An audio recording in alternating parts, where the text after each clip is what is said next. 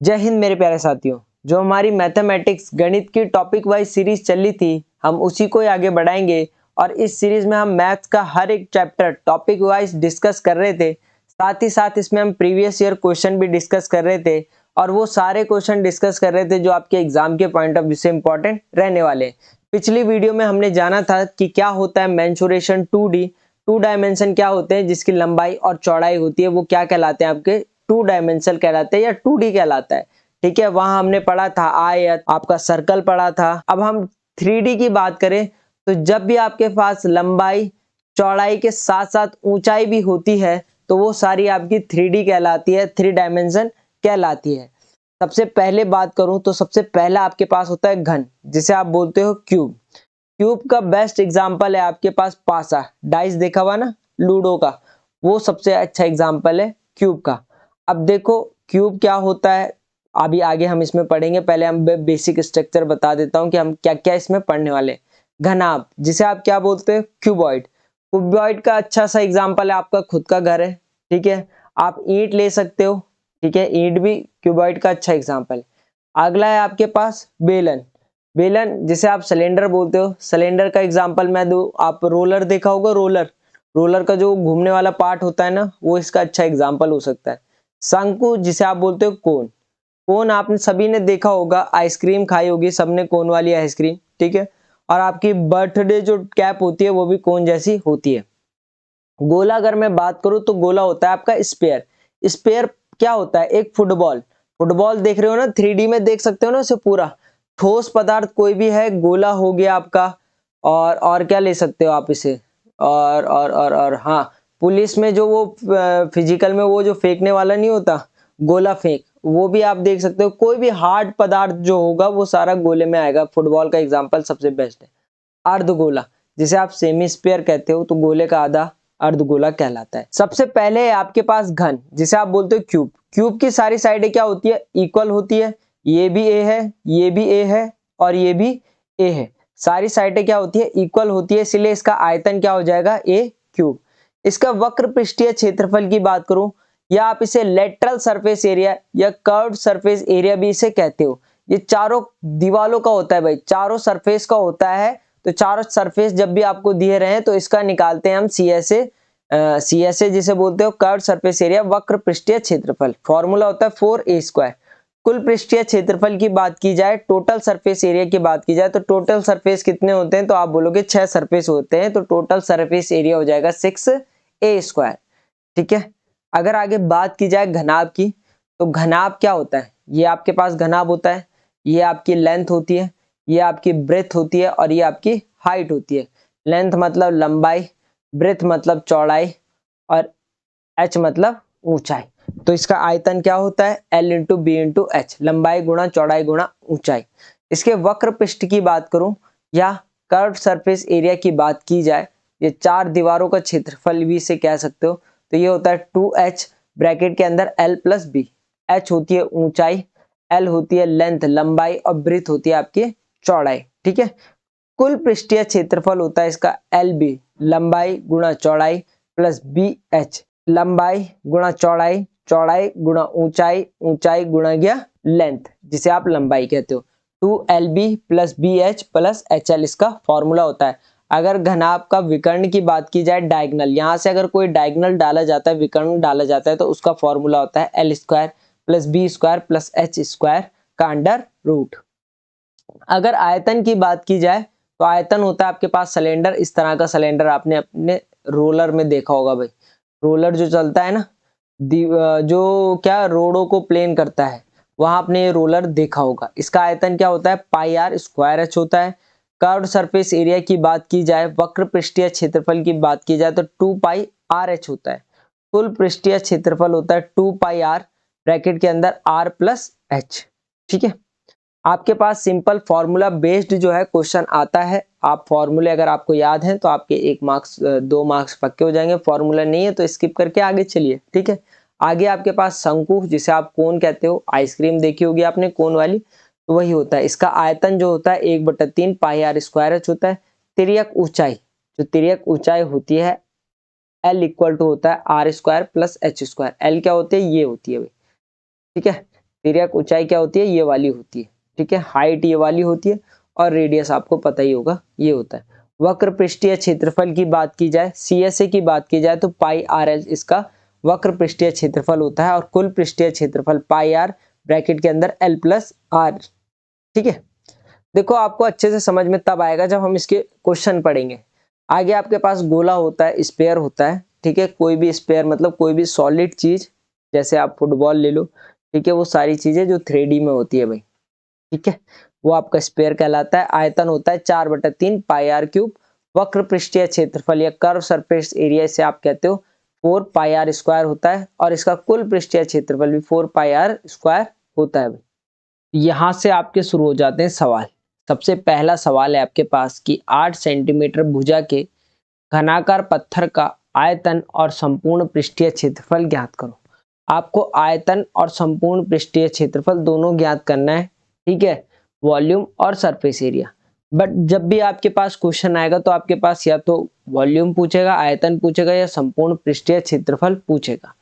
देखो 8 सेंटीमीटर भुजा के, तो भुजा कितनी दे रखी है, तो आप बोलोगे 8 सेंटीमीटर।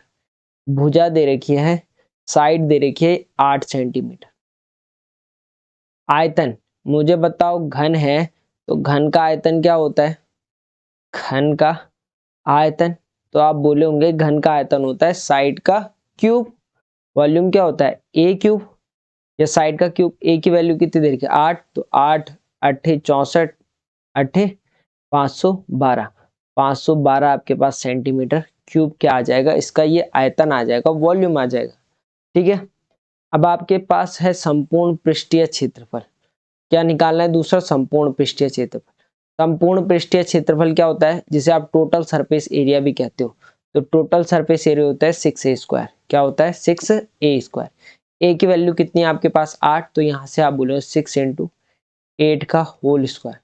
यहाँ से हो जाए 6 इंटू 8 इंटू 8, ठीक है। 8 8 होता है 64, 64 का 6 टाइम कर दो भाई, 6 चौको 24 कैरी 2, 6 छक्के 36 और 2 38, 384 सेंटीमीटर स्क्वायर आपके पास क्या आ जाएगा, इसका बोलो क्या आ जाएगा, ये 384 आपका टोटल सरफेस एरिया आ जाएगा, संपूर्ण पृष्ठीय क्षेत्रफल आ जाएगा। अगला सवाल है आपके पास कि एक घनाभ की लंबाई, चौड़ाई और ऊंचाई 10 मीटर, 15 मीटर और x मीटर है और इसका संपूर्ण पृष्ठीय क्षेत्रफल 900 वर्ग मीटर है।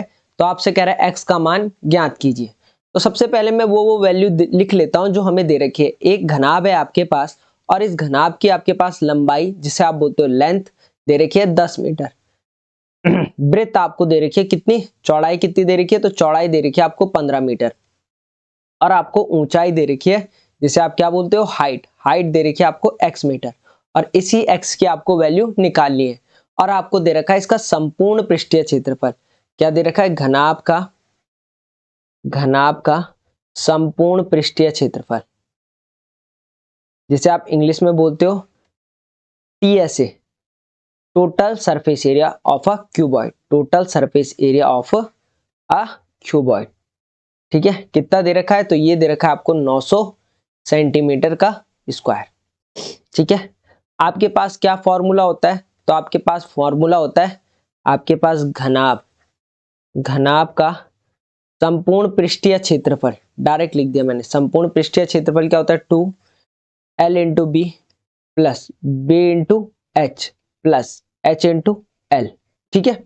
एल क्या होता है आपके पास, लेंथ होती है, जिसे आप क्या बोलते हो लंबाई। बी क्या होती है आपके पास, ब्रेथ, जिसे आप बोलते हो चौड़ाई, ठीक है, प्लस चौड़ाई इंटू ऊंचाई और ऊंचाई इंटू लंबाई। तो ये फॉर्मूला होता है। तो आप फॉर्मूले के अकॉर्डिंग वैल्यू पुट करते हुए चलेंगे। तो आप बोले होंगे कि सर हमें जो दे रखा है, हमें घनाभ का क्षेत्रफल दे रखा है कितना, संपूर्ण पृष्ठीय क्षेत्रफल दे रखा है 900।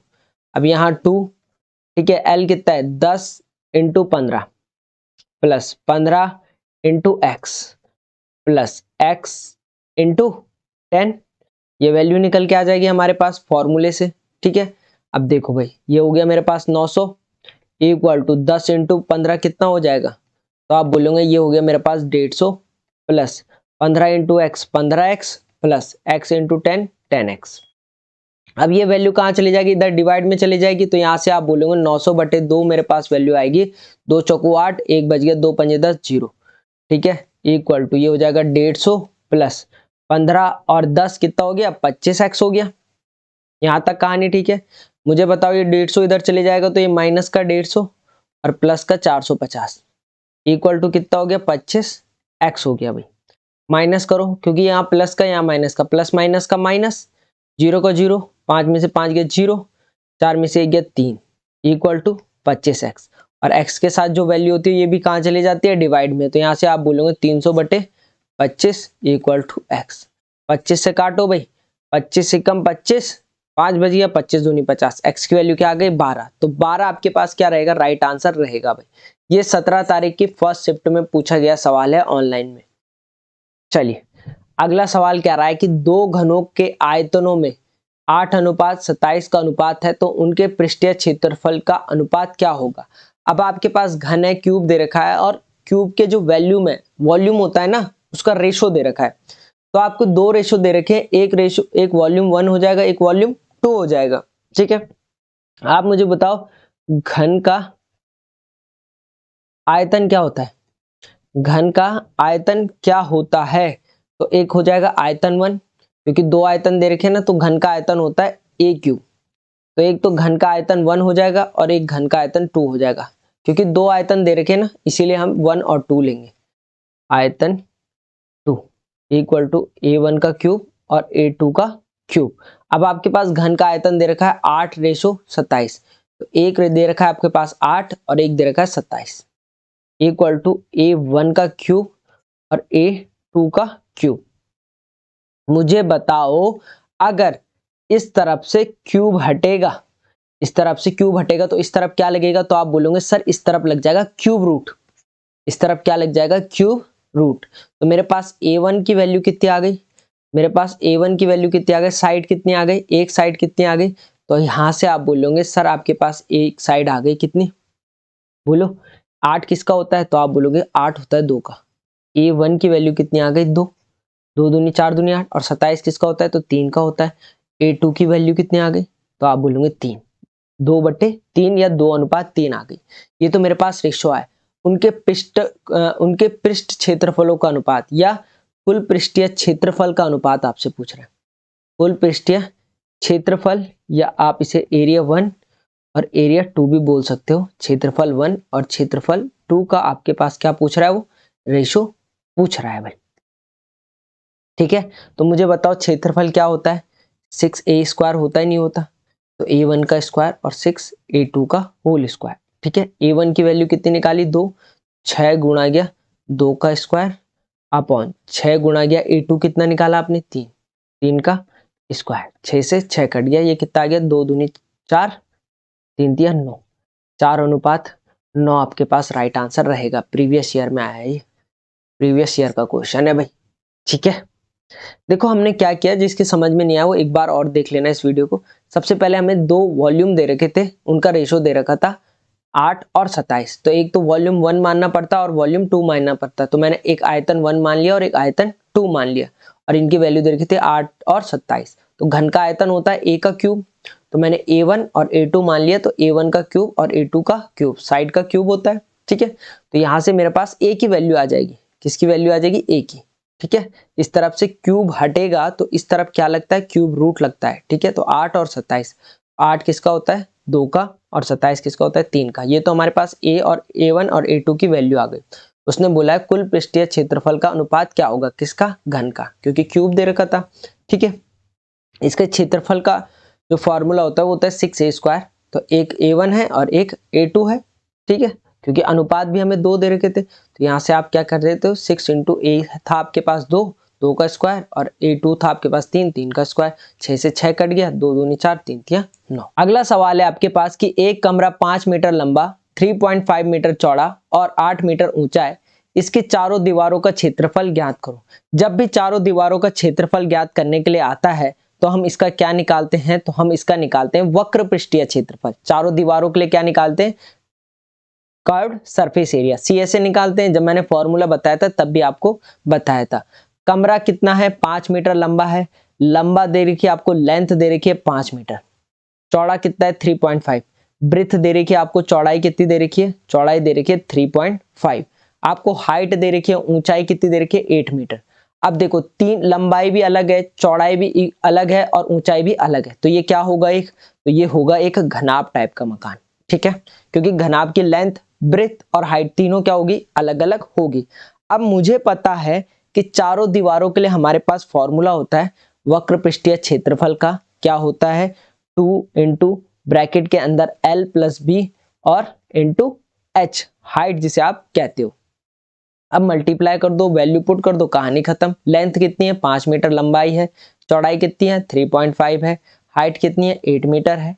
बस ब्रैकेट के अंदर की वैल्यू सॉल्व करेंगे तो 5 और 3 8 आता है, तो ये आ गया 8.5 इंटू 2 इंटू 8, मल्टीप्लाई कर दो इससे, 8 दूनी 16, 8 दूनी 16 हो गया और 5 दूनी 10 और 1 17, ये 17 इंटू 8, जब 17 अट्ठे कितना होता है भाई 136, आपके पास राइट आंसर रहेगा।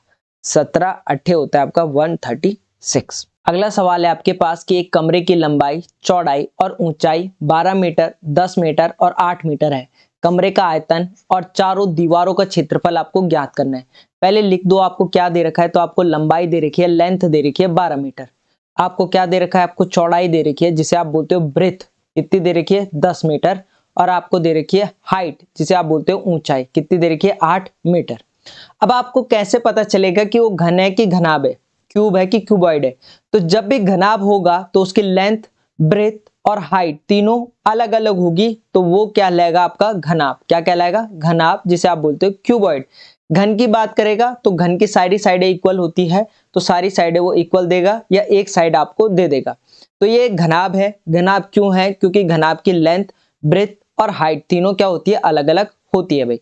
तो सबसे पहला बोल रहा है ये कि इसका आयतन निकालो, तो घनाभ के आयतन का फॉर्मूला क्या होता है, तो आप बोले होंगे कि आयतन का फॉर्मूला होता है volume of a cuboid L into B into H, लंबाई गुणा चौड़ाई गुणा ऊंचाई, तो सिंपल 12 इंटू 10 इंटू 8, ठीक है। आपको पता होगा कि 12 अट्ठे कितना होता है, 12 पंजे 60, 12 छके 72, 12 सत्ते 84, 12 अट्ठे 96 और एक जीरो बचा 960, इसका क्या आ जाएगा, वॉल्यूम आ जाएगा भाई।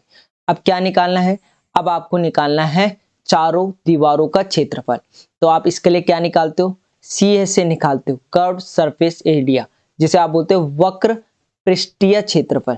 तो वक्र पृष्ठीय क्षेत्रफल क्या होता है, तो आप बोलोगे चारों वॉल्स का जब भी हम निकालते हैं तो वक्र पृष्ठीय क्षेत्रफल निकालते हैं, जिसका फॉर्मूला होता है 2L प्लस बी ब्रैकेट के बाद H, ठीक है। लेंथ कितनी है मुझे बताओ, L कितनी है 12, ब्रेथ कितनी है मुझे बताओ 10, हाइट कितनी मुझे बताओ 8, तो 12 और 10 कितना हो जाएगा, तो आप बोलोगे 22 हो जाएगा इंटू 8, 22 दूनी होता है आपके पास 44, 44 की मल्टीप्लाई 8 से करनी होगी, 8 चौको 32 कैरी 3, 8 चौको 32 और 3 35, 352 सेंटीमीटर स्क्वायर आपके पास राइट आंसर रहेगा।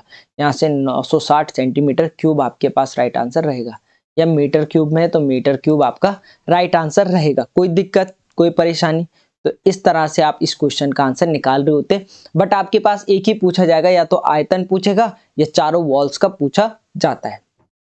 चलिए भाई आगे कह रहा है कि 15 मीटर लंबे, 12 मीटर चौड़े और 9 मीटर ऊंचे किसी हॉल में रखी जा सकने वाली बड़ी से बड़ी छड़ की लंबाई ज्ञात करो। अब मैंने आपको बोला आपके पास क्या है, लंबाई 15 मीटर, चौड़ाई 12 मीटर और ऊंचाई कितनी है 9 मीटर है।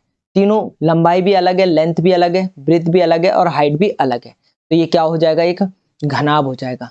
तो घनाभ के विकर्ण, डायगोनल मतलब क्या होता है, विकर्ण होता ही नहीं होता, ये एक घनाभ है, ठीक है।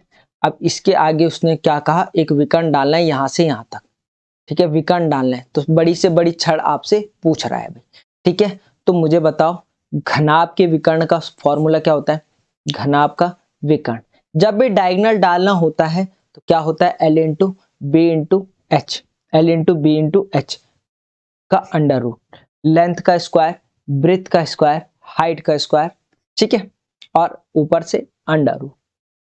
लेंथ कितनी है 15, 15 का स्क्वायर प्लस ब्रेथ कितनी है 12, 12 का स्क्वायर प्लस हाइट कितनी है 9, 9 का स्क्वायर, ठीक है, अंडर रूट। 15-15 अंकी 225, 12-12 अंकी 144, 9-9 81, प्लस कर दो भाई, प्लस कर दो। 4 और 1 5, 5 और 5 10, कैरी हो गया 1। 8 और 4 12, 12 और 2 14 और 1 15, कैरी हो गया 1। 1 2 और 2 और 2 4, 450 आ गया किसका, अंडर रूट का। अगर 450 है ऑप्शन में तो ठीक है, नहीं तो क्या करो, स्प्लिटिंग मेथड बताता हूं आपको मैं। 450 के फैक्टर कर दो भाई, 2 दूनी 4, 2 दूनी 4, 2 पंजे 10, फिर 5 से काटो, 5 चक्कू 20, कितना बच गया, 2 बच गया, 5 पंजे 25, ठीक है। 5 नम्बे 45, 3 तिया 9 और 3 एकम 3, पेयर बना दो, एक इसका पेयर बन गया, एक इसका पेयर बन गया। क्यू स्क्वायर है ना, तो 2-2 के पेयर बनेंगे, तो ये एक बाहर आ गया 3 और एक ये बाहर आ गया 5, 3 इंटू 5 तो बाहर आ गया और अंदर बच गया 2, तो 5 तिया 15, अंडर रूट 2 आपके पास राइट आंसर रहेगा, 15 अंडर रूट 2 इसका सही आंसर। अगला सवाल है आपके पास कि 18 सेंटीमीटर भुजा के घनाकार ठोसों से 6 सेंटीमीटर भुजा के कितने घनाकार ठोस बनाए जा सकते हैं, ऐसे बनाए गए ठोसों की संख्या ज्ञात करो। आपके पास एक बड़ा 18 सेंटीमीटर भुजा का घनाकार ठोस है, इस ठोस से आपको 6 सेंटीमीटर भुजा के घनाकार ठोस बनाने हैं, उसकी संख्या पूछ रहा है कि कितने घनाकार ठोस आपके पास बन जाएंगे। तो बड़े घन की भुजा आपको दे रखी है, बड़े घन की भुजा आपको दे रखी है, कितनी दे रखी है, तो आप बोले होंगे कि ये दे रखी है 18 सेंटीमीटर। इसको मैं क्या कर लेता हूँ, बड़े ए से डिनोट कर लेता हूँ। छोटे घन कितने बनाने, छोटे घनाकार ठोस 6 सेंटीमीटर, तो छोटे घन की भुजा, ये छोटा वाला है तो छोटे वाले की मैं स्मॉल ए से डिनोट कर देता हूँ और ये दे रखा है 6 मीटर। यहां तक कोई दिक्कत। अब आपको पता है कि बड़े घन का, बड़े घन घनाकार बोलो ठोस का आयतन क्या हो जाएगा, तो आप बोले होंगे इसका फॉर्मूला होता है ए का क्यूब, तो बड़े का क्यूब, ऐसी छोटे घनाकार ठोस का आयतन वॉल्यूम छोटे ए से डिनोट कर रहा है तो छोटे ए का क्यूब, तो ए की वैल्यू कितनी है, तो आप बोलोगे 18, तो यहाँ पे क्या हो जाएगा 18 का क्यूब, और 18 का क्यूब मतलब 18 का 3 बार मल्टीप्लाई, 18 इंटू 18, बात एक ही है। छोटे वाले का कितना हो जाएगा, तो छोटे वाले घन के ठोस कितने बनाने, 6 मीटर के बनाने, 6 इंटू 6, ठीक है। अब आपसे क्या पूछा है, ऐसे बनाए गए ठोसों की संख्या, तो ठोसों की संख्या कैसे निकलेगी, ठोसों की संख्या, तो आप बोले होंगे जो बड़ा वाला है, बड़े घनाकार ठोस का जो आयतन है उससे छोटे वाले घनाकार के आयतन से उसको डिवाइड कर दो, आंसर आ जाएगा। तो 18 इंटू 18 अपॉन 6 इंटू 6, काट दो भाई, 6 तिया 18, 6 तिया 18 और 6 तिया 18, 3 तिया 9 तिया 27, 27 ऐसे छोटे ठोस बनाए जा सकते हैं 6 सेंटीमीटर के। अगला सवाल है आपके पास, ये एआरओ लैंसडॉन द्वारा 2022 में पूछा गया है भाई, ओपन में 16 अक्टूबर को जो एग्जाम हुआ था। सवाल कह रहा है कि 16 मीटर व्यास वाले कांच के गोले से 1 सेंटीमीटर व्यास वाले कितने गोले बनाए जा सकते हैं, मतलब 16 सेंटीमीटर का एक गोला है, इसके आपको छोटे छोटे गोले बनाने हैं, कितने 1 सेंटीमीटर के, तो ये छोटे छोटे गोले कितने बन जाएंगे। आपको 16 सेंटीमीटर इसका क्या दे रखा है, व्यास दे रखा है डायमीटर, 16 सेंटीमीटर आपको इसका डायमीटर दे रखा है, व्यास दे रखा है, व्यास कितना है, तो व्यास है 16 सेंटीमीटर। आप सभी को पता होगा रेडियस जो होती है ना, त्रिज्या, ये व्यास की क्या होती है, त्रिज्या व्यास की क्या होती है, आधी होती है भाई, व्यास की क्या होती है, आधी होती है, ठीक है। तो व्यास दे रखा है 16, तो त्रिज्या कितनी हो जाएगी, तो त्रिज्या हो जाएगी 8 सेंटीमीटर क्या आ गई, बड़े वाले गोले की रेडियस आ गई, त्रिज्या आ गई, ठीक है। अब छोटे वाले गोले आपको इससे बनाने, तो छोटे वाले गोले का डायमीटर कितना है, तो आप बोलेंगे छोटे वाले गोले का व्यास है 1 सेंटीमीटर, व्यास है 1 सेंटीमीटर, ठीक है। तो इसकी रेडियस क्या हो जाएगी, मुझे बताओ इसकी रेडियस क्या हो जाएगी, त्रिज्या क्या हो जाएगी, तो आप बोलेंगे इसकी त्रिज्या जो होगी वो व्यास की आधी हो जाएगी। तो व्यास कितना है 1 सेंटीमीटर, तो 1 का आधा कर दो 1/2, इसको आप 0.5 भी लिख सकते हो, बट मैं ऐसे ही रहने दे रहा हूं। अब देखो पहले बड़े वाले गोले का आयतन निकाल दो, ठीक है, बड़े वाले गोले का आयतन, बड़े वाले गोले का आयतन, और उसको क्या कर दो, छोटे वाले गोले के आयतन से डिवाइड कर दो, आपके पास नंबर ऑफ बॉल्स आ जाएंगे, या छोटे कितने गोले बनाए जा सकते हैं वो आ जाएंगे। डिवाइड बाय छोटे वाले गोले का आयतन, गोले का आयतन। ठीक है, बड़े वाले गोले का आयतन, गोले का आयतन होता क्या है पहले ये भी तो पता होना चाहिए। तो गोले का आयतन होता है 4/3 pi r cube, 4/3 pi r cube. ये बड़े वाले गोले के लिए आ गया। ठीक है, यहाँ बड़ा आर है। ठीक है, छोटे वाले के लिए 4/3 पाई आर क्यूब, ये छोटे वाले गोले का आ गया। मुझे बताओ यहाँ से 4/3 की वैल्यू तो आपस में क्या हो जाएगी, कैंसिल हो जाएगी। ये पूरी वैल्यू कैंसिल हो गई, पाई से पाई कट गया, तो मेरे पास क्या बच गया, आर क्यूब बच गया। तो यहाँ आपने बड़े वाले गोले की आर रेडियस त्रिज्या कितनी निकाली थी, तो आप बोलोगे 8 सेंटीमीटर, तो 8 इंटू 8 इंटू 8। ठीक है, छोटे वाले की कितनी निकाली तो आप बोलेंगे 1/2, 1/2 इंटू 1/2 इंटू 1/2। अब ये 2 कहाँ चले जाएगा, तो 2 यहाँ चले जाएगा ऊपर। ठीक है, तो यहाँ से आप क्या कह रहे होंगे, हमारे पास क्या वैल्यू निकल के आएगी, तो ये मेरे पास निकल के आएगी 8 8 64 8 512, 2 इंटू 2 इंटू 2, ये पूरी वैल्यू निकल के आ गई। देखो 8 8 64 64 8 8 8 64 64 8 512, 2 दूनी 4 4 दूनी 8, 8 से मल्टीप्लाई कर दो, 8 दूनी 16 कैरी 1, 8 एकम 8 और 1 9। ठीक है, 8 पंजे 40, 4096 छोटे छोटे गोले आप इसके बना सकते हो भाई। अगला सवाल आपके पास एआरओ लैंसिडॉन में रिलेशन के पेपर में पूछा गया था 2022 में। सवाल कह रहा है कि एक नियमित बहुभुज का आंतरिक कोण इसके बाह्य कोण का 5 गुना है, तो बहुभुजों की भुजाओं की संख्या कितनी होगी। सबसे पहले आपको समझना पड़ेगा आंतरिक कोण होता क्या है, इंटीरियर एंगल क्या होता है।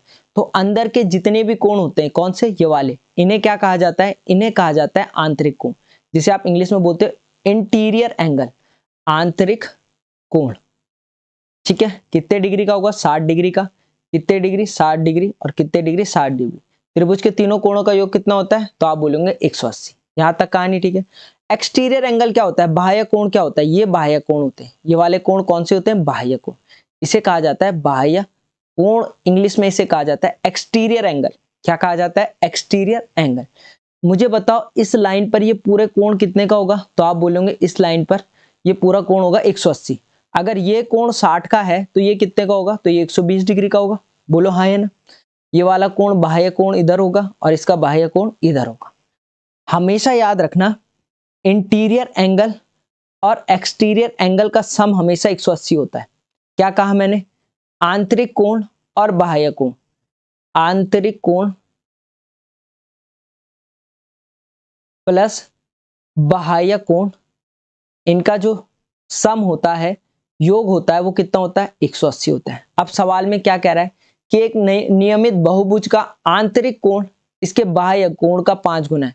जो आंतरिक कोण है ना, जो आंतरिक कोण है वो 5 गुना है किसके, बाह्य कोण के, बाह्य कोण के।